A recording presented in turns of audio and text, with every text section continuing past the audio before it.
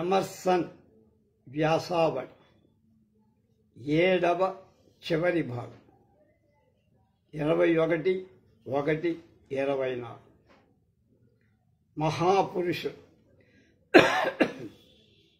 కొంత చెప్పుకున్నానైనా మిగతా ప్రజలలో అన్ని వర్గాల వాళ్ళు సమకాలిక మహాపురుషుడి పట్ల చూపే భక్తి ప్రపత్తులు అవి అత్యంత నిష్కళంకంగానే ఉంటాయని నిష్కల్మషంగానే ఉంటాయని నా భావన అన్నాడు. కూడా ఈ శీర్షిక కిందకే వస్తాయి. కొరియలేనస్ అంటే అతను రోమన్ యోధుడు, క్రీస్తు పూర్వం 289 వాడు. గ్రేకస్ రోమన్ రాజ్య పాలనా దక్షుడు, క్రీస్తు పూర్వం 153 నుంచి 121 వరకు ఉన్నవాడు. మొదలుకొని పిట్ ఆంగ్ల రాజ్య పాలనా దక్షుడు 1759 నుంచి 1806 వరకు. లాఫాయెట్ ఫ్రెంచి సేనాని 1757 నుండి 1834. వెల్లింగ్టన్ బ్రిటిష్ సేనాని 1769 నుంచి 1852. వెబ్స్టర్ అమెరికా రాజ్య పాలనా దక్షుడు, వక్త 1787 నుండి 1852 వరకు. లామార్టీన్ ఫ్రెంచి కవి, రాజ్యపాలనా దక్షుడు 1790 నుంచి 1869 వరకు. అందరి పట్ల అలాంటి భక్తి ప్రపత్తులు ప్రదర్శితాలు అవుతూనే ఉన్నాయి. వీధులలో ఆ జయ జయధ్వానాలు వినండి. ప్రజలు తగినంతగా అతన్ని సందర్శింపను కూడా లేరు. ఆ మనిషిని చూసి వాడు పొంగిపోతారు. అదిగో తల, ఇదిగో మండం, అదే ముఖం, ఓహో ఏం కళ్ళురా, ఏమి అజానుబాహువులరా, నిలువెల్ల వీరసం ఉట్టిపడే మూర్తి ఆ మహాయంత్రాన్ని నడపటానికి అర్హమైందే అంత వర్చస్సు. ఈ విధంగా విడివిడిగా అనుభవించే వేళ సాధారణంగా పైకి ప్రకటింప వీలు పడని వారి ఆనందాన్ని అలాంటి సందర్భాల్లో సంపూర్ణ వ్యక్తీకరణ అవకాశం కలుగుతుంది. అందుచేతనే వాళ్ళ సంరంభం మరింత ఉచ్చస్థితికి వెళ్తుంది. సాహిత్యక ప్రతిభ ఉన్న రచనల చదివే వేళ పాఠకుడు అనుభవించే ఆనందంలోని రహస్యం కూడా ఇలాంటి ఎలాంటి దాపరికం లేని ఆనంద ప్రకటన. అది ఒక ఖనిజ పర్వతం అయినా కరిగించి వేయ జాలునంతటి ఉష్ణత వేడిపుట్టు. షేక్స్పియర్ ప్రధాన ఘనత అందరికంటే ఎక్కువగా అతడు ఆంగ్ల భాష తత్వాన్ని తెలిసి ఉండటం, తాను తెలుసుకున్న దాన్ని చెప్పగలిగి ఉండటం అని మనం ప్రకటింపవచ్చు. కానీ నిజానికి నిర్నిరోధంగా పొంగి పొరలే ఆనందాన్ని వరద తలుపులు తెరచటమే అతని రచనలోని ఆరోగ్యవంతమైన అత్యంత ప్రధాన లక్షణం. ఫ్రెడరిక్ గేట్స్ తెరిచేస్తాడని అర్థం అన్నమాట. షేక్స్పియర్ పేరు ఇతర లాభాలకు, కేవలం మానసికమైన వాటికెన్నిటికో మనకు స్ఫూర్తి కలిగిస్తుంది. సెనేట్ సభలు, సార్వభౌములు బంగారు పతకాలు, ఖడ్గాలు కానుకగా ఇవ్వచ్చు. కానీ మానవుని తెలివి అంగీకరించే ఒక ఉన్నత స్థాయి నుండి అతనిపై ఉదాత్తమైన ఊహలను ప్రసరింపచేయటం అనే ఉపద అంటే కానుకతో ఆ కానుకలు సాటిరవు. మొదటి రకపు కానుకలు సాధారణంగా జీవితంలో రెండవసారి దొరకు లభించవు. మహాప్రతిభ మాత్రం తన కానుకలను నిరంతరాయంగా వర్షిస్తూనే ఉంటుంది. కానీ మానవుడు ఎప్పటికప్పుడు సంతృప్తి చెందుతూ ఏ శతాబ్దానికో ఒకసారి మాత్రమే ఆ కానుకలను స్వీకరిస్తూ ఉంటుంది. భావమూల్య సంసూచకాలైన మహాప్రతిభావంతులు రంగంపైకి రాగానే కేవలం ద్రవ్యజాతం విలువను సూచించే వారి హోదా తగ్గి వంటవారుగా, మిఠాయి దుకాణదారుగా వాడు దిగనాసిల్లిపోతారంటే వాళ్ళని ఎస్టిమేషన్ వేయటంలో తక్కువైపోతారు. ఇంద్రియాగమ్య జగత్తులకు సంబంధించిన ప్రకృతి శాస్త్రజ్ఞుడు, భౌగోళికుడు మొదలైన వాళ్ళే నిజమైన ప్రతిభాశాలు. వాళ్ళు ఈ జగత్తుల పటాలను తయారు చేసి ఇస్తారు. అంటే మ్యాపులు, వరల్డ్ మ్యాప్లు అంటాం, లేదా గ్లోబులు అంటాం. మనకు కొత్త కార్యరంగంతో పరిచయం కలిగించటం ద్వారా పాత కార్యరంగంపై మనకు గల మమకారంపై నీళ్లు చల్లుతారు. వెంటనే ఈ నూతన జగత్తులే నిజాలని, అంతవరకు మనం ఎరిగిన పాత జగత్తు అభాసం అని మనం అప్పుడు గుర్తిస్తాం. శరీర సౌందర్యాన్ని, అంగ సౌష్ఠవాన్ని దర్శించటానికై తాలింఖానాలకు, అలాగే ఈత నేర్పడే చోటులకు మనకు వెళ్తాం. మనస్సుతో చేసే వివిధాలైన కసరత్తులను దర్శించటం వల్ల కూడా మనకు అలాంటి ఆనందమే, అంతకంటే ఉదాత్తమైన లాభమే కలుగుతుంది. సాధారణ ధారణాశక్తి, గణిత శాస్త్ర ప్రావీణ్యం, నిర్లిప్తుడుగా ఉండగల అద్భుత శక్తి, భావన సాధించే విపరివర్తనాలు, బహుముఖ ప్రజ్ఞా ప్రదర్శనం, ఏకాగ్రత మొదలైనవి మనస్సు యొక్క అలాంటి సర్కసు చేసే పనులు. అవి శరీర అవయవాలలో ప్రతిదానికి పల్టాగా మనస్సు గల గుప్తావయవాలన్నిటినీ సువ్యక్తం చేస్తుంది, బహిర్గతం చేస్తుంది. ఈ విధంగా మనం ఒక కొత్త రకమైన తాలింఖానాలో ప్రవేశించి మానవులను వాళ్ళ అత్యంత యథార్థ లక్షణాలను బట్టి గుర్తించటం నేర్చుకుంటాం. ప్లేటోతో పాటు మనం కూడా కళ్ళతో కానీ మరే ఇతర ఇంద్రియాంతో కానీ ప్రసక్తి లేకుండా సత్యాన్ని, అస్తిత్వాన్ని దర్శింపగల మహాత్ములను గుర్తింపగలుగుతాం. ఈ మానసిక ప్రజ్ఞలన్నిటిలో అత్యంత ప్రముఖమైంది భావనాశక్తి, ఇమేజ్ చేయటం, ప్రదర్శించే మొగ్గలు, సమ్మోహనాస్త్ర ప్రయోగం, పునరుజ్జీవనం మొదలైన వాటితో కూడిన కౌశలం. ఇది మానవుడిలో ఉద్బుద్ధమైతే అతని శక్తి 10ంతలుగా 1000ంతలుగా పెరిగినట్లయి అది అపరిమేయ పరిమాణం కలగ ఆస్వాద్యతరమైన అనుభవింపదగిన మరొక ఇంద్రియాన్ని వికసింపచేసి సాహసంతో కూడిన ఒక కొత్త అలవాటును మనస్సుకు కలిగిస్తుంది.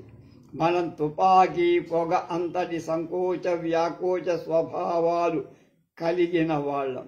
ఒక గ్రంథంలో ఒక వాక్యము, ఒక ప్రసంగాన్ని జార విడిస్తే ఒక పదము మన భావాన్ని విడుదల చేస్తుంది. తక్షణమే మన శిరస్సులు పాలపుంతలో అభిషేకం పొందుతాయి. మన పాదాలు అధోలోకపు అడుగు భాగాన్ని మెటుదాయి. ఈ లాభమే నిజమైంది. ఎందుకంటే అలాంటి వ్యాకోచం పొందే హక్కు మనకి ఉంది. ఒకసారి మనం గట్లను అధిగమించామా తిరిగి ఎన్నడూ వెనకట్లాగా పండిత విషకులం కాం. మానవ మీద ఉదాత్త ప్రవృత్తులు అన్యోన్య సంబంధం కల. అందుచేతనే ఏదో ఒక భావనాశక్తి తరచూ శక్తివంతాలై మేధలన్నిటిలో సమానంగా కనబడుతూ ఉంటాయి. ప్రథమ శ్రేణికి చెందిన గణిత శాస్త్రజ్ఞుడిలో కూడా అది మనం చూడవచ్చు. కానీ ముఖ్యంగా ధ్యాన నిరతులై అంతర్దృష్టిని అభ్యసించే వాళ్లలో అది బాగా ఎక్కువగా ఉంటుంది. ఆ వర్గం వారికి ఏకత్వ దృష్టి, ప్రతిస్పందన దృష్టి కూడా ఉండటం వల్ల వాళ్ళ వల్లగానే మనం ఎక్కువ మేలు, వాళ్ళ వల్ల మనకు ఎక్కువ మేలు కలుగుతుంది. ఒక ప్లేటో, ఒక షేక్స్పియర్, ఒక స్పీడెన్బర్గ్, ఒక గోథే కన్నులు ఈ సూత్రాలన్నిటినీ దర్శించినాయి. ఈ సూత్రాలు దర్శించడం మనస్సుకు ఒక విధమైన ఛందస్సు లాంటిది. వీటిని దర్శింపలేకపోవటం వల్ల అల్పబుద్ధులుగానే ఉండిపోతుంది. అలాంటి విందులు కూడా ఒక్కొక్కప్పుడు అతిగా పరిణమించటం జరుగుతుంది. విజ్ఞాన విషయంలో మనం చూపే ఉత్సాహం విజ్ఞానుల విగ్రహారాధనగా విపరిణామం చెందుతుంది. ముఖ్యంగా శక్తివంతమైన విధానాల్లో ఒక మేధ మానవులకు హితబోధ చేసినప్పుడు అలాంటి పతనం ఎక్కువగా వ్యక్తం. అరిస్టాటిల్ అనే గ్రీకు సత్వవేత్త క్రీస్తు పూర్వం 334 నుంచి 322 వరకు ఉపదేశాలు. టాలమీ అనే ఈజిప్ట్ ఖగోళ శాస్త్రజ్ఞానం. లూథర్ అనే జర్మన్ మత సంస్కర్త 1484లో పుట్టి 1546 చనిపోయాడు అతను. బేకన్ ఆంగ్ల తత్వవేత్త 1561 నుంచి 1620. లోకే ఆంగ్ల లాకే అంట LOCKE బహుశా ఆంగ్ల తత్వవేత్త 1632 1704ల బోధలు మతరంగంలో సోపానక్రమ మతాచార్య వ్యవస్థ అంటే హీరార్కీ చరిత్ర ప్రవక్తల పేర్ల మీద స్థాపితాలైన మత శాఖల యొక్క చరిత్రలని అలాంటివి. పాపం ప్రతి మానవుడు ఈ రీతిగా బలైపోతున్నారు. మానవుల అశక్తత కూడా అధికార దర్పానికి స్వాగతమే పలుకుతారు. అసభ్య శక్తి తన ప్రేక్షకుణ్ణి కడులకు మిరుమిట్లు కొని అంధుణ్ణి చేయటంలో వినోదిస్తుంది. కానీ నిజమైన ప్రతిభ తన నుండి కూడా మనల్ని రక్షింపచూడే ప్రయత్నం చేస్తుంది. నిజమైన ప్రతిభ మనల్ని దుర్బలం చెయ్యటమే కాక మనలను విముక్తులను కూడా చేసి నూతన ఇంద్రియాలు మనలో వికసింపచేస్తాయి. ఒక విజ్ఞాని మన గ్రామానికి వస్తే ఆయన తనతో ప్రసంగించే వాళ్ళందరి దృష్టిని అంతకు ముందు వాళ్ళు గమనించి ఉండని ప్రయోజనాల వంక తిప్పి వారిలో తాము సంపన్నులం అన్న నూతన చైతన్యాన్ని కలిగిస్తారు. అచంచలమైన సమతాభావాన్ని ఆయన ప్రతిష్ఠిస్తారు. అలాగే ప్రకృతి సిద్ధ నిరోధాలను హామీలను మనం గుర్తించేటట్లుగా చేసి మనం ఎప్పుడూ వంచితలం కాబోము అని నచ్చజెప్పి ఆయన మనను శాంతపరుస్తారు. ధనికులు తమ దోషాలను దారిద్ర్యాన్ని అర్థం చేసుకోగలగరు. పేదలు తమ విముక్తి సాధనాలను వాటి ఆకారాలను గుర్తించగలుగుతారు.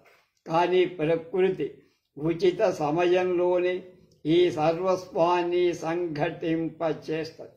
చక్ర భ్రమణం ఆమె చికిత్సా విధానం. ఒకసారి రౌండ్ తిరిగా ప్రతిభాశాలులతో విసుగు పుట్టినప్పుడు మానవ ఆత్మ మార్పును కోరుతుంది. ఇల్లాలు తనకు చాలా ఉపయోగకరంగా ఉండిన పని మనిషి విషయమై ఆమె ఇప్పటికే తగినంత కాలం మా ఇంట్లో పనిచేసింది, ఇక చాలు అంటుంది. మనం కొన్ని స్వభావాల వంటి వాళ్ళం, కొన్ని బాహ్య చిహ్నాల వంటి వాళ్ళం. మనలో ఎవ్వరం సంపూర్ణం పరిపూర్ణులం మాత్రం కాదు. మనం స్పృశించి ముందుకు వెళ్ళిపోతాం. చాలా జీవితాల మీద నురుగును కొద్దిగా చప్పరించి తగిలి వెళ్ళిపోతాం. చక్ర భ్రమణం ప్రకృతి సూత్రం. ప్రకృతి ఒక మహాపురుషుణ్ణి అస్తమింపచేస్తే అంటే చనిపోతే అతని వంటి మరొక మహాపురుషుణ్ణి ఉదయానికై ప్రజలు దిగ్వలయాన్ని అర్థిస్తారు, హొరైజన్ అంటారు. కానీ ఎవడూ ఉదయింపడు.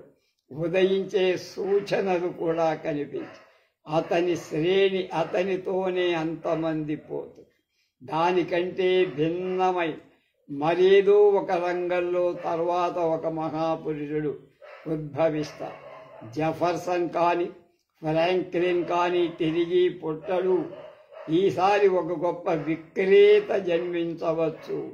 తర్వాత ఒక గొప్ప రోడ్డు కాంట్రాక్టర్ రావచ్చు, ఆ తర్వాత ఒక మత్స్య శాస్త్రజ్ఞుడు, ఆ తర్వాత ఒక మహిష మృగయా విశారదుడు, లేక ఒక అర్ధ ఆటవికుడైన పశ్చిమ రాష్ట్ర సేనాను అవతరింపవచ్చు.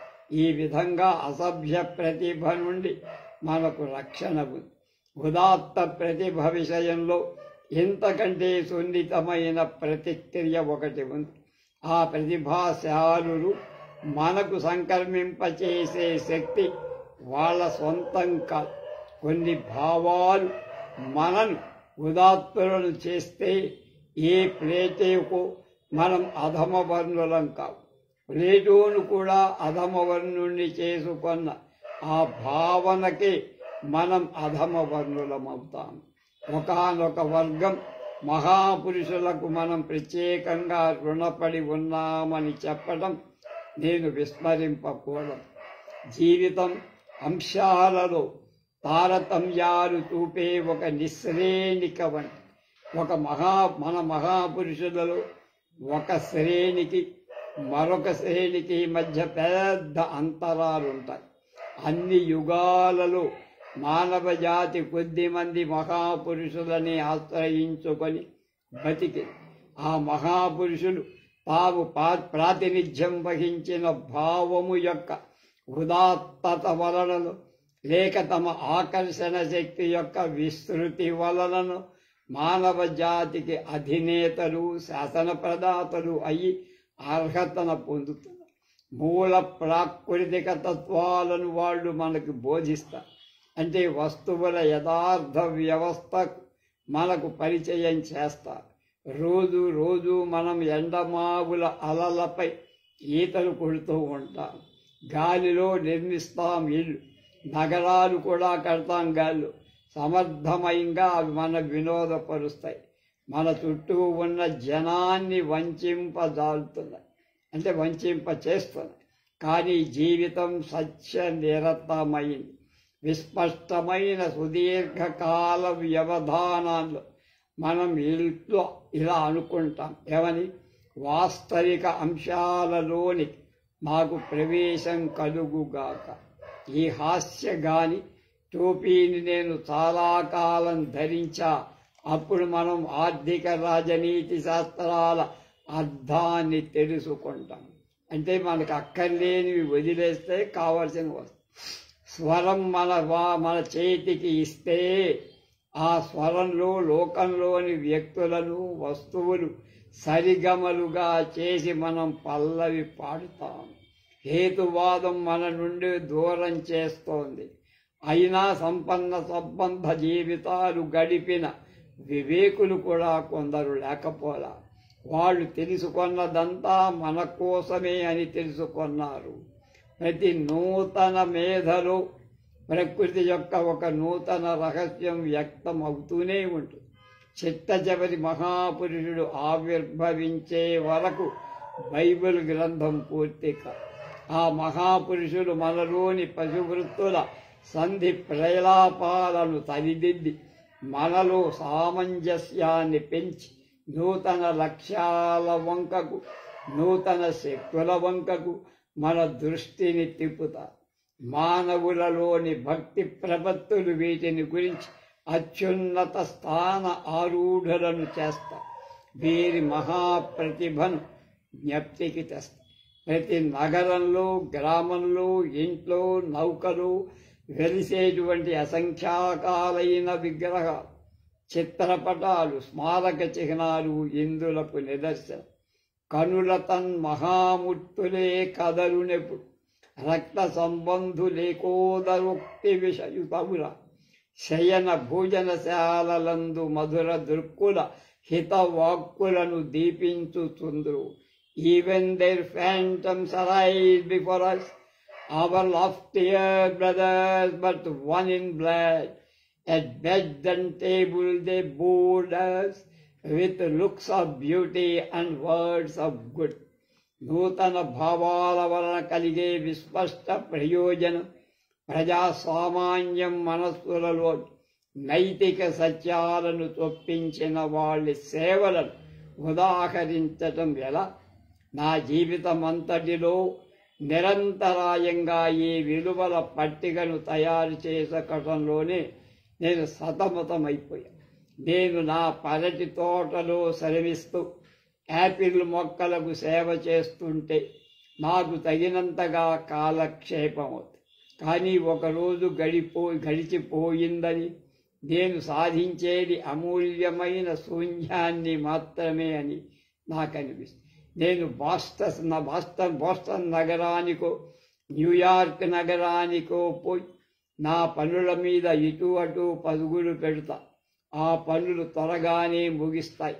కానీ రోజు కూడా అంత శీఘ్రంగా అంతమైపోయి ఒక స్వల్ప ప్రయోజనం కోసం నేను చెల్లించిన మూల్యాన్ని ఆలోచిస్తే నాకు విచారమే కలుగుతుంది. నాకు ఫ్యూడేన్ అనే ఫ్రెంచి కథలో కక్షిప్పులు ఒకటి జ్ఞాపకం వస్తున్నాయి కదా. వాటిని ఎవరు తొడిగి కొంటే వాళ్ళ కోరిక సిద్ధిస్తుందా.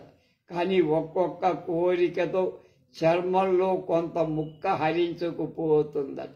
నేను ఎప్పుడైనా జీవకారుణ్యవాదుల ఫిలాంథ్రపిస్ట్ సభలకు వెళితే నేను ఎంత ప్రయత్నం చేసినా నా దృష్టిని గడియారంపై నుంచి మళ్లించుకోలేకపోతా.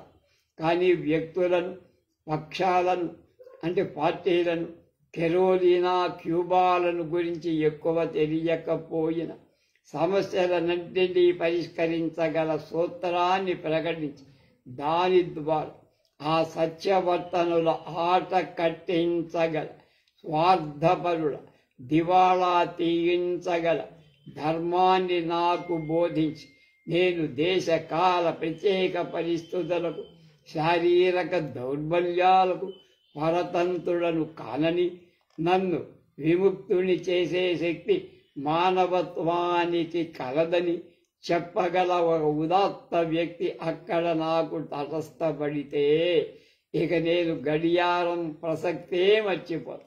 వ్యక్తులతోటి బాధాకర సంబంధం నుండి నేను బయటపడతాను. నా గాయాలు మానుతాయి. కలుషపరుల గాని సామగ్రి నా అధీనతలో ఉన్నదన్న జ్ఞానం వల్ల నేను అమరుణ్ణనే అవుతా, అంటే చావులేనివాడు. ధనికులకు పేదలకు మధ్య నిరంతరాయంగా పోటీ జరుగుతూనే ఉంది. బజారులో గోధుమ కానీ, ఉన్ని కానీ, ఇంటి స్థలం కానీ పరిమిత ప్రమాణాల్లోనే ఉన్నాయనుకోండి. నేను ఎంత భాగం ఎక్కువ వాటిలో కోరుకుంటానో ఇతరులకు అంత భాగం వాటిలో తక్కువ అవుతుంది కదా. సత్ప్రవర్తన పదం అతిచరించకపోతే నాకు మేలు చేకూరినట్లు కాదు. ఎవ్వడూ ఇతరుని ఆనందాన్ని చూసి ఆనందపడడు. మన వ్యవస్థయే యుద్ధోచితమైంది. బాధాకరమైన ఆధిక్య భావంతో కూడిన సాక్సన్ జాతిలోని ప్రతి బాలుడు ప్రథమ స్థానాన్ని ఆశించేట్లుగా శిక్షితుడు అంటే ట్రైనింగ్ పొందుతాడు. అది మన వ్యవస్థ తనతో పోటీ చేసి ఓడిపోయిన వాడి దుఃఖం, అసూయ, ద్వేషాలతో మానవుడు తన గొప్పతనాన్ని కొలుచుకుంటాడు. కానీ నూతన రంగాలలో తగినంత అవకాశం ఉంది. ఇందులో ఆత్మస్తుతులకు, ప్రత్యేక గౌరవాలకు ఆస్కారం లేదంటాడు. వాస్తవిక విషయాలకు, భావనలకు ప్రతినిధులుగా నిలిచే అన్ని తరగతుల మహాపురుషులను నేను మెచ్చుకుంటా అంటాడు.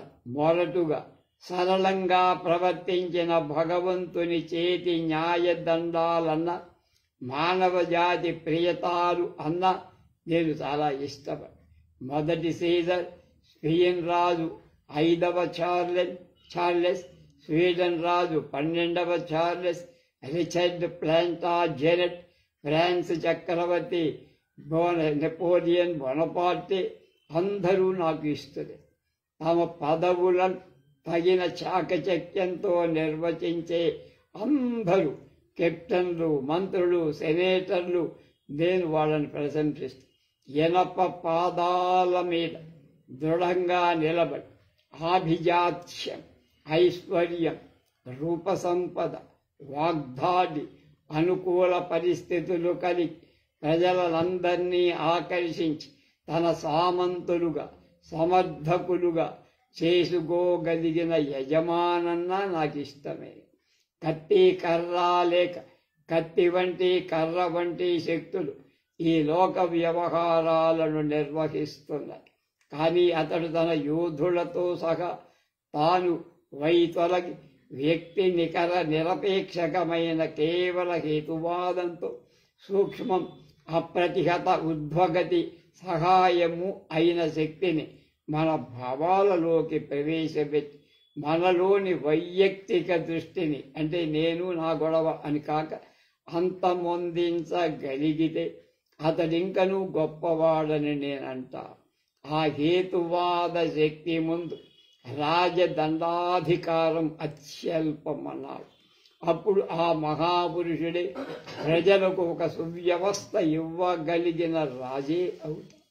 సర్వప్రాణి సమానత్వాన్ని బోధించి తన సేవకులను అనాగరక దాస్యభావం నుండి విముక్తులను చేసిన ప్రభువే అవుతాడు. మన గాంధీ గారిలాగా, వివేకానంద స్వామిలాగా, ఛత్రపతి శివాజీలాగా తన సామ్రాజ్యాన్ని త్యాగం చేయగల చక్రవర్తి అవుతాడు. కానీ నేను రెండు మూడు విధాలైన సేవా స్వరూపాలు గురించి మరికొంచెం వివరణతో ప్రత్యేకంగా చెబుతా. ప్రకృతి నల్లమందుపై కాని ఘటపన్ని అంటే నాఫ్తలీన్ బాధను మరపించే మాదక శక్తి గల ఒక ఈజిప్షియన్ ఔషధిపై కాని ఎప్పుడూ జాలి వహింపదు. కానీ తన సృష్టిలోని ఒక భాగంలో ఒక వక్రత, ఒక లోపం సంఘటిల్ల చేస్తే ఆ వినాశంపై ఆకర్షకాలైన పూలతో కూడిన గంజాయి పాపీసు మొక్కలను సృష్టించి ప్రకృతి ఆ లోపాన్ని పూరిస్తుంది. అందుచేత అలా బాధితుడైన ప్రాణి ప్రతిరోజు తనకు జరిగిన వినాశం వంక లోకం వేలెత్తి చూపుతున్న దాన్ని గుర్తింప శక్తి లేని వాడై ఆనందంతోనే తన మనుగడను వెళ్లదీస్తోంది. సంఘానికి చీడ పురుగుల్లాగా కనిపించే నిరర్ధకత అపచారక జీవులంతా తమను సంఘం సరిగ్గా ఉపయోగించుకోవటం లేదని భావిస్తూ తమ సమకాలికుల కృతజ్ఞతను స్వార్థపరత్వాన్ని చూసినప్పుడు వాళ్లలో కలిగే ఆశ్చర్యం నుండి వాళ్ళు బయటపడలేకపోతున్నారు. మన భూగోళంపై గుప్త సుగుణాల వీరుల్లో దేవతామూర్తుల్లో మాత్రమే కాదు, వ్యర్థ ఆలాప ప్రియులు గాసిప్స్లో అంటే సుత్తి కొట్టడం అంట నర్సులలో కూడా అవి కనపడవు. ప్రతి ప్రాణిలో తగినంత స్తబ్దత, ఇనర్షియాను మేల్కొల్పులన్నా మార్పులన్నా కోపగించుకునే గుణాన్ని కల్పించిన ఏర్పాటు విచిత్రమైంది కదా. ప్రతి వ్యక్తిలో జ్ఞానశక్తికి పరతంత్రం కాని అభిప్రాయ దర్పం అంటే తన అభిప్రాయమే సరైందనే నిశ్చయం ఒకటి ఉంది. సత్తువలు ఉడిగిపోయిన మొసలి అవ్వ చెట్లు నరకటం తప్ప వేరెరుగని మూర్ఖుడు తన తనలో మిగిలి ఉన్న కొద్ది మాత్రపు దర్శన శక్తి సహాయంతో తమ అభిప్రాయాలకు తామే మురిసిపోతారు. ఇతర లోకంలోని అసందర్భాలను చూసి నవ్వులు నవ్వుకుంటూ ఉంటారు. తమ కంటే భిన్నంగా ఉండటమే అసందర్భాలకు కొలబద్ద. ఒక్కడితే తనదే అపమార్గమేమో అని అనుమానం వాడికి ఎప్పుడు రాదు. అత్యంత శక్తివంతమైన టంకం కూడా ఈ దాహక ఖనిజం బిట్వెన్తో వస్తువులన్నిటినీ సంఘటిత పరచి ఉంచే ఈ ఊహ ఉజ్వలమైంది కాదా.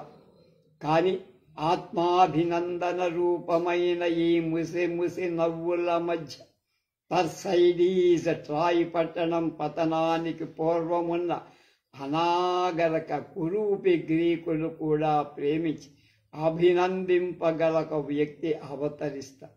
ఆ వ్యక్తే మన దారిని నిర్దేశించి మన మార్గదర్శకుడు కాగలుగుతాడు. అతడు మనం చేసే సహాయం, అతడు మనకు చేసే సహాయానికి అంతులేదు.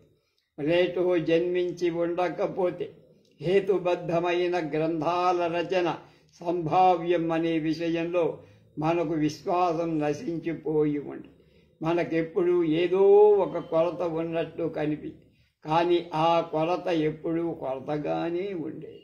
మన గ్రహణ శక్తి నిరవధికం అవటం చేత మనం వీర పురుషులతోటి సంపర్కం ఎక్కువగా కోరుతాం. మహాపురుషుల సాంగత్యం వల్ల సులభంగా మన ఊహలు, మన ప్రవర్తన రీతులు ఉదాత్తాలవుతాయి. నిజంగా వివేక శక్తి గలవారు అరుదైన వాళ్ళు కావచ్చు, అరుదై ఉండొచ్చు. కానీ మన అందరిలో వివేకవంతులం అవటానికి కావలసిన సామర్థ్యం ఒక సంఘంలో ఒక వివేకవంతుడు ఉంటే చాలు, అందరూ వివేకవంతులవుతారు. ఇది అంత శీఘ్ర సాంక్రామికం, అంటే ఒకటి నుంచి ఒకటి వ్యాపించి.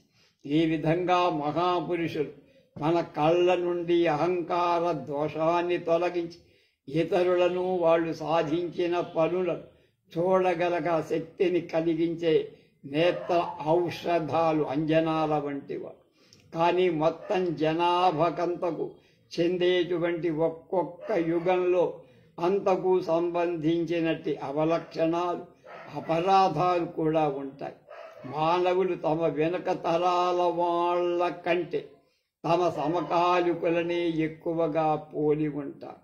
వృద్ధ దంపతులలో లేక ఒకే ఇంట్లో ఏళ్ల తరబడి కలిసి జీవించే వారిలో సాదృశ్యం ఏర్పడటం మనం చూస్తాం. అలాంటి వాళ్ళు తగినంత దీర్ఘకాలం జీవిస్తే వాళ్ళని విడివిడిగా గుర్తుపట్టడం కూడా అసంభవం. అంతటి పోలిక వాళ్ళ మధ్య కనపడు. ప్రపంచాన్నంతటినీ కరగించి ఒకే ముద్దగా చేస్తామని బెదిరించే ఇలాంటి ఇచ్చకాలను ప్రకృతి అసహ్యించుకుంటుంది. అందుకే వెంటనే ఏకీకరణ ఉన్మాద చర్యను భగ్నపరచడానికి తొందరపడుతుంది.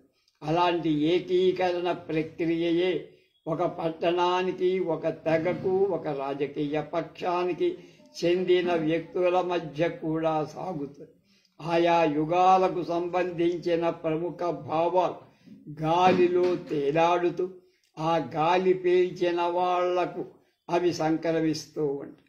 కొంచెం ఉన్నతమైన స్థానం నుండి చూస్తే ఈ న్యూయార్క్ నగరం, ఈ లండన్ నగరం, ఈ పాశ్చాత్య నాగరికత, ఈ సర్వం మనోవక్రతకు నిలయంగా కనిపిస్తుంది. మనం పరస్పరం అభినయించుకుంటూ అంటే యాక్ట్ చేసుకుంటూ మనం పోటాపోటీలతో కాలము యొక్క ఉన్మాదాన్ని ఉపసింపచేస్తాం. అంతరాత్మ మందలింపుల నుండి తప్పించుకోవటానికి మన సమకాలికులందరూ ఇలా ప్రవర్తిస్తున్నారు అనే సమాధానం మనమే చెప్పుకోండి. మనతోటి వాళ్ళంతటి మంచిగా తెలివిగాను ఉండటం చాలా తేలిక. మన సమకాలికులు అప్రయత్న సిద్ధంగా ఇంచుమించు తమ చర్మరంధ్రాల నుండి అవలీలగా గ్రహించిన అంశాలనే వాళ్ళ నుండి మనం నేర్చుకుంటాం. దాన్ని మనం సహానుభూతి ద్వారా గ్రహిస్తాం. లేక భార్య తన భర్త యొక్క వైజ్ఞానిక నైతిక స్థాయిలను అందుకున్నట్లుగా దాన్ని నేర్చుకుంటాం. కానీ వాళ్ళు ఎక్కడ నిలిచిపోయారో మనం కూడా అక్కడే ఆగిపోతాం. మరొక అడుగు ముందుకు వేయటానికి చాలా కష్టపడాలి. మహాపురుషుడు అంటే ప్రకృతిని అధీనం చేసుకొని తాత్కాలికమైన ఫ్యాషన్లను అధిగమింపగలవారు విశ్వజనీన భావంతో తమకు గల విశ్వాసం ద్వారా ఈ సామూహిక దోషాల బారిని పడకుండా మనలను కాపాడుతూ తమ సమకాలికుల నుండి మనల్ని రక్షిస్తారు. అందరూ ఒకే అచ్చులో పోత పోసినట్లుగా తయారవుతున్న కాలంలో అపవాద రూపాలైన అలాంటి వ్యక్తుల ఆవిర్భావాన్ని మనం కోరుతాం. రహస్య పాంత్రికవాదం అంటే క్యాబలిజం అంటారు దాన్ని. మనకు విజాతీయ మహత్వమే సరి అయిన వెలుగు. ఈ విధంగా ప్రతిభాశాలుల వలన మనం పోషింపబడుతూ మన తోడి వాళ్లతో మరీ కలిసిమెలిసి తిరగటం వల్ల కలిగే కాలుష్యాన్ని పోగొట్టుకొని ప్రకృతి ప్రగాఢతను అవగాతం చేసుకొని వారి మనసు ఏ దిశలో నడిపితే ఆ దిశలో ఔన్నత్యాన్ని సాధిస్తారు. అసంఖ్యాకాలైన అంగుష్ట మాత్రుల ఒక్క మహాపురుషుడు పూచీకత్తు వహిస్తారు. ప్రతి తల్లి తన బిడ్డలతో మిగిలిన వాళ్ళందరూ ఒక మోస్తరు వారైన ఒక్క కొడుకైన మహాప్రతిభాశాలి కావాలని కోరుకు. అయితే ఆ మహాపురుషుని స్వభావం శృతి మించితే ఒక కొత్త ప్రమాదం ఏర్పడు. అతని ఆకర్షణాశక్తి వలన మనం స్వస్థానం నుండి పతనం చెందుతాం. మనము దాస్య భావానికి అలవాటు పడి వైజ్ఞానికంగా ఆత్మహత్య చేసుకుంటాం. దూరాన్ని దిక్చక్రం వద్ద మనకు సహాయం కనిపిస్తుంది. ఇతర మహాపురుషులు నూతన గుణాలతో విరుద్ధ మూల్యాలతో అన్యోన్య విరోధులవుతూ దర్శనమిస్తారు. ప్రతి వాడి ప్రత్యేక మహత్వం అనే తేనియను మనం కూడా చూసి మూతితో వాసన చూసి మనకు మొగం మొత్తిపోతుంది. ప్రతి వీరుడు చివరకు విసుగు పుట్టిస్తుంది. వోల్టేర్ 1794 నుంచి 1778 దాకా ఉన్నాం. ఆయన ఫ్రెంచి తత్వవేత్త, రచయిత. హృదయం మంచిది కాదని అనలేం.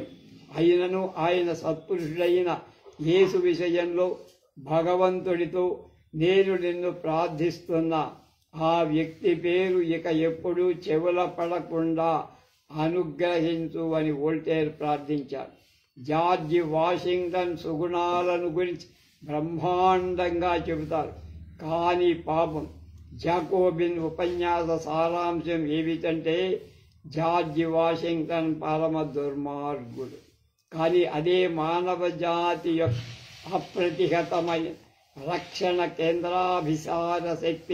కేంద్రాపసార శక్తి కూడా పెంపొందిస్తుంది.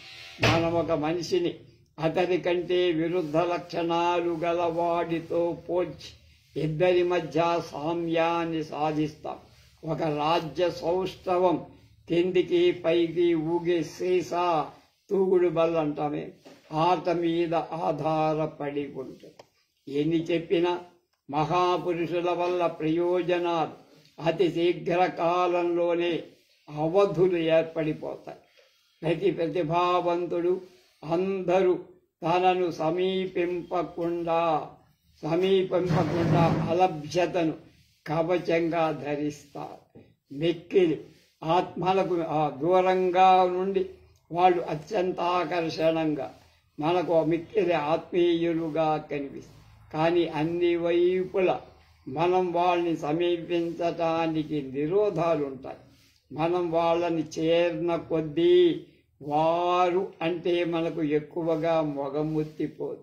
వాళ్ళు మనకు చేకూర్చిన శ్రేయస్సులో ఏదో కొంత భాగం సారవంతమైంది కానట్లుగా అనిపిస్తుంది. ఏ ఆవిష్కర్త డిస్కవరర్ అయినా అత్యుత్తమ ఆవిష్కరణ తన కోసమే చేస్తా. అతని తోడి వాళ్ళకి తాము కూడా దాన్ని స్పష్టంగా చూసే వరకు దానిలో ఏదో ఒక అవాస్తవికత కనిపిస్తుంది. భగవంతుడు ప్రతి ఆత్మకు అనన్య సంక్రామ్యాలైన కొన్ని గుణాలతో కొన్ని శక్తులతో కూడిన దుస్తులు తొడిగి ప్రకృతిలోకి పంపినట్లు అనిపిస్తుంది. అలా జీవకోటి మధ్య ఒక ఆవృత్తి తిరుగు రావటాన్ని అని పంపు సందర్భంలో ఆత్మలు దాల్చిన ఆ దుస్తులపై అన్య సంక్రామ్యాలు కావు, నాట్ ట్రాన్స్ఫరబుల్ అని ఒక్క ఆవృత్తికే ఈ ఒక్క ఆవృత్తికే చెల్లుతాయి. Good for this trip only అని రాసినట్లు కనిపిస్తుంది. మానవ మేధల అన్యోన్య సంసర్గం కొంతవరకు మాయతో కూడి వాటి సరిహద్దులు కనిపించవు. అయినా వాటినెన్నడూ దాటినట్లుగా తోచదు. మనం ఇతరుల పట్ల ప్రదర్శింపతగింది, ఇతరుల నుండి మనం స్వీకరింపతగింది అయింది సుహృద్భావం ఎంతో వ్యక్తమై మనలో ప్రతి వాడు మరొకడుగా మారిపోతాడేమో అని ఆందోళన కూడా కలిగి, కానీ వ్యక్తి ప్రాధాన్య సూత్రం రహస్యంగా బలపడుతూనే ఉంటుంది. నువ్వు నువ్వే, నేను నేనే, ఎప్పటికీ మనం ఇలాగే ఉంటాం. ప్రకృతి ప్రతి వస్తువు యథాతథంగా ఉండిపోవాలని కోరుతుంది. ప్రతి వ్యక్తి పెరిగి వేర్వేరుగా కావాలని, వేరై విశ్వపుటాల అంచు వరకు పెరిగిపోవాలని, దాని ద్వారా ఇతర ప్రాణికోటి అంతటి మీద తన శాసనాన్ని ప్రవర్తింప చెయ్యాలని ఒక వంక ప్రయత్నిస్తూ, మరొక వంక ప్రకృతి ప్రతి వస్తువును ప్రతి ఇతర వస్తువులని రక్షించటానికి ప్రయత్నిస్తుంది. ప్రతి వస్తువుకు ఆత్మరక్షణ ఉంది. వ్యక్తుల నుండి వ్యక్తులను రక్షించే శక్తి అత్యంత విస్పష్టంగా కనిపిస్తుంది. ఈ లోకంలో ప్రతి ఉపకారి తన ఉద్యమం అనావశ్యక రంగంలోనికి విస్తరింపచేయటం ద్వారా అతి సులభంగా అపకారిగా మారు. పిల్లలు మూర్ఖులై తమ తల్లిదండ్రుల దయాధర్మాల మీద ఆధారపడే దశకు వస్తారు. ఇంచుమించు అందరు మనుష్యులు అమిత సాంఘిక ప్రవృత్తి కలిగి అనవసరమైన విషయాల్లో జోక్యం చేసుకోవటం. పిల్లల సంరక్షక దేవతలను గురించి మన భావనలు సరైనవి. దుర్మార్గుల సంసర్గం, అసభ్యత, పశ్చాత్తాపం మొదలైన వాటి నుండి తమను తాము కాపాడుకొనటంలో పిల్లలు ఎంతో అధికులు. వారు తాము చూసే ప్రతి వస్తువును తమ నిరవధిక సౌందర్యాన్ని ప్రసరింపచేస్తారు. అందుచేతనే వయోధికులమైన మన వంటి దుర్బల విద్యావేత్తల దయాదాక్షిణ్యాల మీద వాళ్ళు ఆధారపడి లేరు. మనం వాళ్ళని తిట్టి కొట్టి హింసిస్తే కొద్ది కాలంలో వాళ్ళు దాన్ని లక్ష్య పెట్టకుండటం నేర్చుకొని తమ మీదనే తాము ఆధారపడటానికి అలవాటు పడు. మనం వాళ్ళని అపమార్గములో ప్రయత్నిస్తే వాళ్ళు సదసత్పరిమితులను అన్యత్రంగా నేర్చుకోరు. మహాపురుషుల ప్రభావం మితిమీరే విషయంలో మనమేం భయపడక్కర్లేదు. వాళ్ళని మనం మరింత ఎక్కువగా విశ్వసించి వాళ్ళని సేవించండి. ఒక పని నీచమనే విషయంతో పెట్టుకోకండి. మీరు చేయగలిగిన ఏ పని చేయటానికైనా వెనకకు రావద్దు, వెనకడుగు వేయండి. ఆ మహాపురుషుల శరీరంలో ఒక అవయవంగా, హాస్యంలో అంటే ముఖంలో ఒక శ్వాసగా పరిణమించటానికి అంటే అందులో కలిసిపోవటానికి ప్రయత్నించండి. మీ అహంభావాన్ని కొంత వదులుకొని సిద్ధపడి మీరు ఎప్పటికంటే విస్తృతమైన ఉదాత్తమైన ఫలితాలు సాధించాలి అనుకున్నప్పుడు ఆ పనులు చెయ్యటానికి ఎందుకు సంశయించాలి?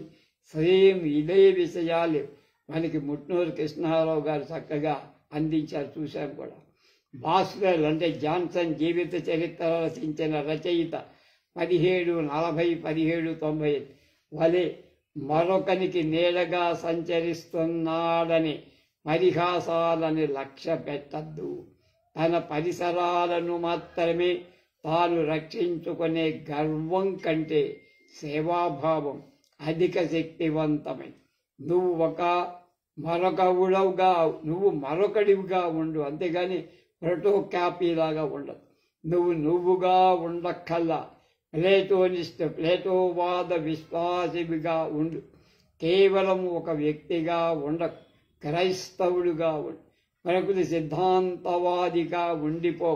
కార్టీజియన్ ఫ్రెంచ్ తత్వవేత్త రెనీడా కార్టీస్ బోధించిన సిద్ధాంతాలను విశ్వసించేవాడిగా అవు. కేవలం కవి అయిన చాలదు, షేక్స్పియర్ అనుయాయివిక. వ్యర్థ ప్రయత్నాలు చేయక ప్రవృత్తి చక్రాల మీద ఆగు.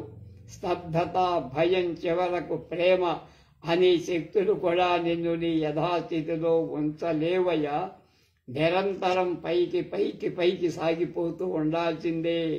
మురికి నీటిలో సంచరించే కలుష పదార్థాల్లో దుర్భిణీ యంత్రాలతో ఒక సూక్ష్మక్రిమి మొనార్డుని లేక ఒక చక్కెర పీఠకం వీరిన్సెక్ట్ని మనం దర్శించవచ్చు మైక్రోస్కోప్.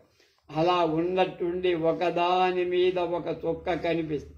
అంతలో ఒక పెద్ద మచ్చగా అభివృద్ధి చెంది అది 2 సమగ్ర ప్రాణులుగా విడిపోవచ్చు అమీబాలాగా.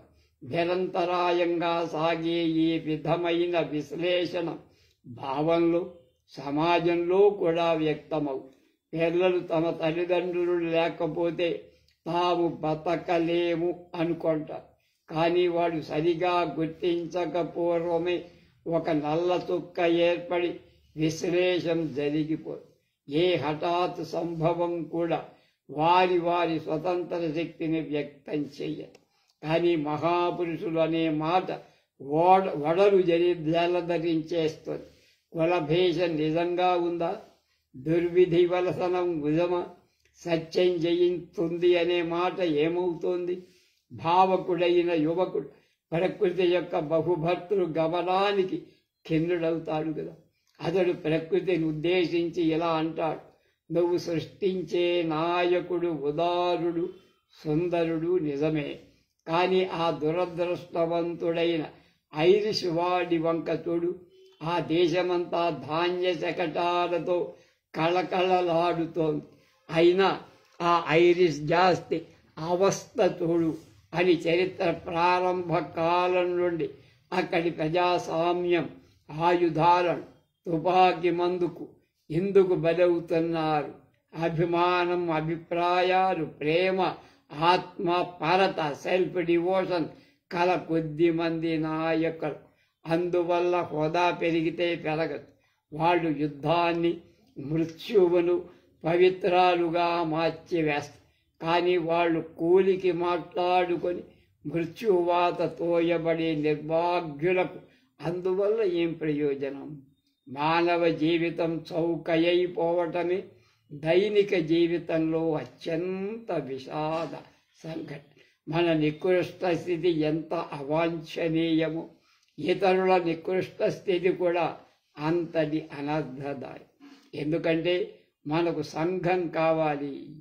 ఈ సమాజం పెస్టలాజియన్ విధానంపై నడిచే ఒక పాఠశాల వంటిది. స్విట్జర్లాండ్ సంస్కర్త, విద్యావేత్త జాన్ హెన్రిక్ పెస్టాలజీ 1746లో పుట్టి 1827లో చనిపోయాడు. ఆయన స్థాపించిన విద్యా విధానం అది పెస్టాలజీ. అవేక్షణ ప్రాతిపదికపై వెలసిన విద్యా విధానం అది. ఆ విధానపై నడిచే ఒక పాఠశాల వంటిది అని చెప్పటం ఈ ప్రశ్నకు సరి అయిన సమాధానమా? మరి అందరూ సరి అయిన సమాధానం కాగలదా? అందరూ వంతుల వరుస ఉపాధ్యాయులు, విద్యార్థులు కూడా అవుతారా? ఆదాన ప్రదానాల వంటి వలన మనకు సరైన మేలు చేకూరుతుంది. ఒకే విషయం ఎదిగిన వ్యక్తులు అన్యోన్యం ఎంతో కాలం ఉత్తమ సహచరులుగా ఉండలేరు. కానీ ప్రతి వ్యక్తికి భిన్నమైన అనుభవం కల తెలివైన మరొక సహచరుని సమకూరిస్తే ఒక సరస్సు నుండి పల్లపు ప్రాంతానికి నీటిని విడిచినట్లు విజ్ఞానం విస్తరిస్తుంది, ప్రవహిస్తుంది. అది ఒక నామమాత్ర ప్రయోజనంగా పైకి కనిపించవచ్చు, కానీ అది ప్రతి వ్యక్తికి అద్భుత లాభాన్ని కలిగి. ఎందుకంటే అప్పుడు ప్రతి వ్యక్తి తన మనస్సులోని భావాలను తాను విస్పష్టంగా చిత్రించుకోగలుగుతుంది. మన వ్యక్తిగా తాను భవంతో నిత్యం పరమ స్వతంత్ర నుండి పరతంత్రం వరకు కల వివిధ అవస్థల మధ్య అతి వేగంగా మనం పరిభ్రమిస్తూ ఉంటాం. ఒకవేళ ఎవరైనా సదా సేవ చేసే ప్రవృత్తినే కాని ఉన్నత ఆసన అధిరోహం చేసే అవస్థను కాని ప్రదర్శింపకపోతే సర్వవిధ భావాలు ఆవృత్తి పూర్తి చేసుకోవటానికి వీలైనంత ఎక్కువ కాలం అతనిని మనం పరిశీలింపలేదు అన్నమాట. మనం ప్రజాసామాన్యం అని వ్యవహరిస్తాం, కానీ నిజంగా ప్రజాసామాన్యమని చెప్పదగిన వాళ్ళు ఎవరూ లేరు. అందరూ మనుషులు, ఒకే పరిణామం కలవారు. ప్రతి కౌశలం ఎక్కడనో ఒక చోట దివ్యత్వం ఆరాధింపబడు. నమ్మకం ఉంటే కాని నిజమైన కళ సంపాద్యం కాదు, అంటే చేపట్టదు, అందదు. బాహాటంగా అందరూ పాల్గొనదగిన ధర్మబద్ధమైన పోటీలో బహుమతులు గెలుచుకోగల సమర్థులు అవి తప్పక వాళ్ళకి లభిస్తాయి. స్వర్గం కూడా అందరికి సమాన అవకాశాలే కల్పిస్తుంది. ప్రతి వ్యక్తి భూగోళాంతర్భాగంలోనికి తన ప్రత్యేక కిరణాలను కూడా ప్రసరింపచేసి తన కౌశలం కూడా పరాకాష్ఠ పొందటానికి దర్శించే వరకు అవిశ్రాంతుడుగానే ఉంటుంది. సాపేక్షంగా తాత్కాలిక మహాపురుషులు గొప్పవారు. వారి పెరుగుదల వేగం అధికం, లేక వారి విజయ లక్షణంలో వారిలో అకాలంగా ప్రాధ్యమానమైన ఒక గుణం పరిపాకాన్ని పొంది ఉంది. ఇతర కాలాలు ఇతర గుణాలను కోరవచ్చు. కొన్ని కిరణాలు సామాన్య అవేక్షకుని దృష్టి నుండి తప్పించుకోవచ్చు. వాటిని చూడటానికి సునిశితమైన సుశిక్షితమైన కళ్ళు కావాలి. ఒక మహాపురుషుణ్ణి అతని కంటే మహాపురుషులనాడు లేరా అని మనం ప్రశ్నించుకోవచ్చు. అతని సమకాలికులందరూ అంతకంటే గొప్పవాళ్ళు. ఏ అంశంలో అతని కంటే తక్కువ కాకపోయినా నిస్సంశయంగా అధికులు. సమాజం వారి మహత్వాతిశయాన్ని దర్శింపలేనంతటి గొప్పవారు. ఇతర ఆత్మల రహస్యాన్ని బోధింపకుండా ప్రకృతి ఎప్పుడూ ఒక మహాపురుషుణ్ణి ఈ భూగోళంపైకి పంపదు. ఈ చర్చల వల్ల మనకు ఒక సంతృప్తికరమైన విషయం తేలి, అది ప్రేమలో నిజమైన అభ్యుత్థానం ఉందని.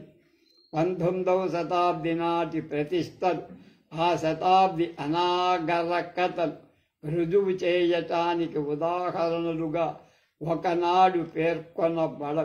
మానవుడి ప్రతిభే చరిత్రకు విషయం. ఆ ప్రతిభ యొక్క పరిణామ వృత్తాంతమే అందులో అభివర్ణితం. ఆ అభివర్ణంలో ఎన్నో అఖాతాలు మన ఊహ చేత పూరించుకో.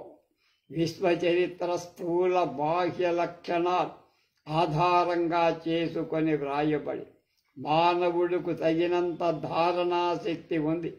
విఖ్యాత మహాపురుషుల పరంపరలు ఎవడు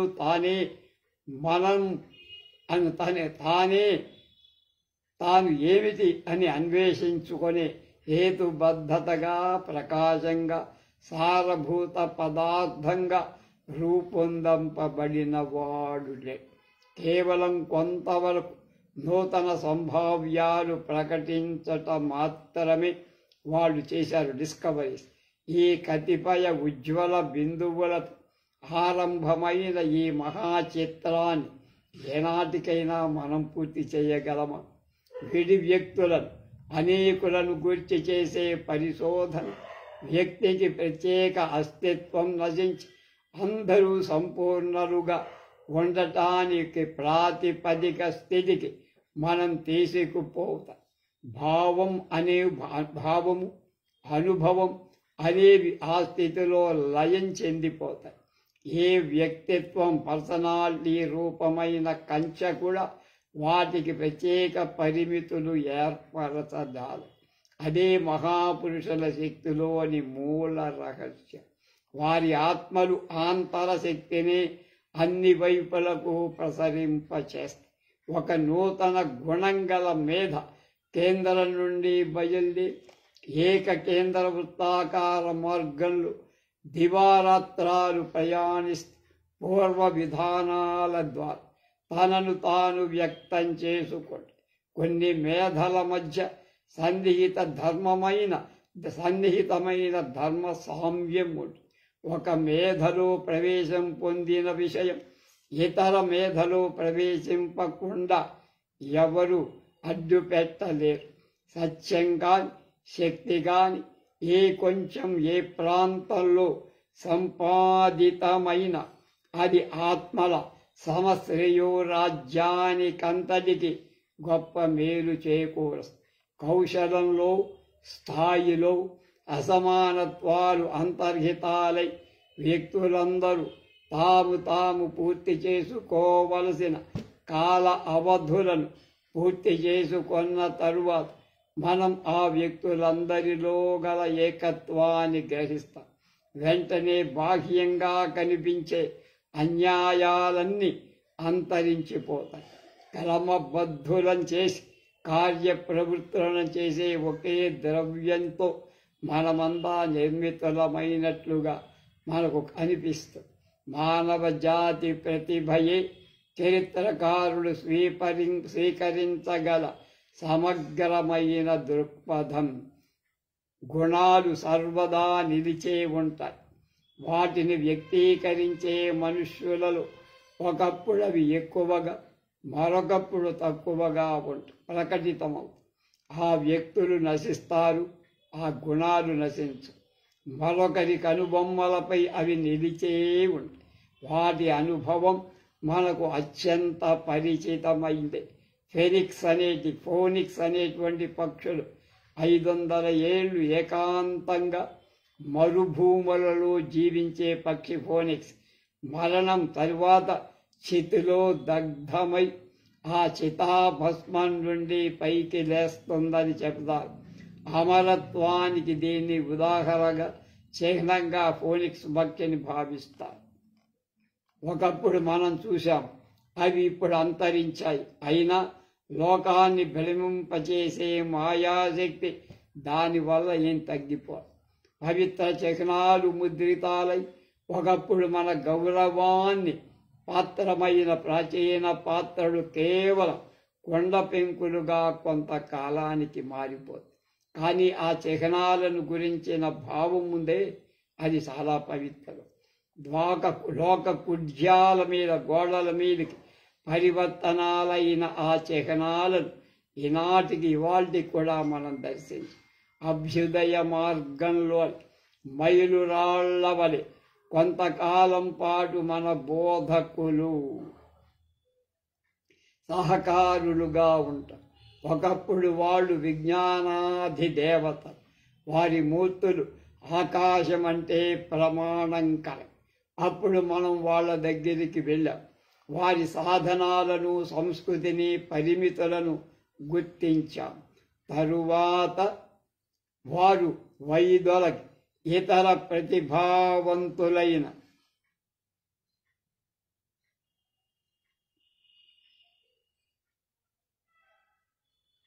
మంతులకు తమ స్థానాలను అప్పచెప్పారు.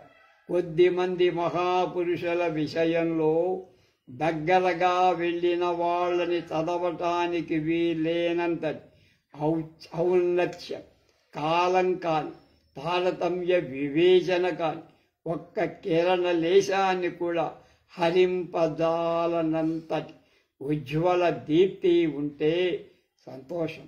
కానీ క్రమంగా మానవులలో పరిపూర్ణత కొరకు అన్వేషించటం మనం మానేస్తాం. సంఘంలో వాళ్ళు ఏ గుణాలకు ప్రాతినిధ్యం వహిస్తున్నారు వాటిని చూసి సంతృప్తి పడటాన్ని నేర్చుకుంటాం. వ్యక్తి పట్ల గౌరవ ప్రపత్తులు ప్రదర్శించే సర్వము ఉన్న వ్యక్తి వలనే తాత్కాలికము, పరిణామాత్మకం. వ్యక్తి తన పరిస్థితి నుండి విశ్వజనీన స్థితిని సాధించటానికై పైకి పోతున్నాడు. ఒక ప్రతిభావంతుడి విషయంలో అతడొక మౌలిక శక్తి అని మనం విశ్వసించేంత వరకు అతని వల్ల కలిగే నిజమైన ఉదాత్తమైన లాభాన్ని మనం పొందలేం. కారణ రూపంగా అతడు మనకు సహాయపడటం మానేసిన క్షణం నుండి అంతకంటే ఎక్కువగా కార్యరూపంలో అతడు మనకు సహాయపడటం ప్రారంభిస్తాడు. అప్పుడతడు ఒక విశాలతరమైన మేధకు సంకల్పానికి ప్రతినిధిగా కనిపిస్తుంది. పారదర్శకం కానట్టి పృథగాత్మ ఆదిమ కారణపు వెలుగు దాని మీద ప్రసరింపగానే అది ట్రాన్స్పరెంట్ పారదర్శకంగా మారి అయినా మానవ విద్యా విజ్ఞానాల అవధులకు లోబడి మనం ఒక మాట చెప్పుకోవచ్చు. ఏమని? మహాపురుషులు తమ కంటే మహత్తర పురుషుల ఆవిర్భావానికి దారులు ఇవ్వటానికే లోకంలో జన్మిస్తారు. ఒక మహాపురుషుడు తనకంటే గొప్ప మహాపురుషుడు ఏర్పడటానికి తాను చనిపోయి దారిస్తాడని అంటాడు ఎమర్సన్. కానీ దాని అవధులు ఎవరు నిర్ణయించగలరు? మానవుడు తన జీవిత కాలంలో వైజ్ఞానిక సారస్వత బీజాలను అన్ని దిశలలో వెదజల్లి తద్వారా ఋతువులు, పంటలు, జంతువులు, తోటి మానవులు మరింత సాధుత్వం పొందేటట్లుగా చేసుకోవాలి.